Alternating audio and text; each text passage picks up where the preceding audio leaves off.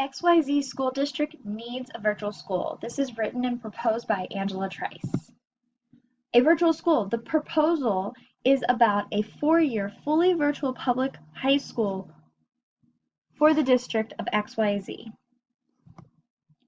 XYZ School District, it's a promising way to support all learners' needs by allowing them to have a fully virtual experience.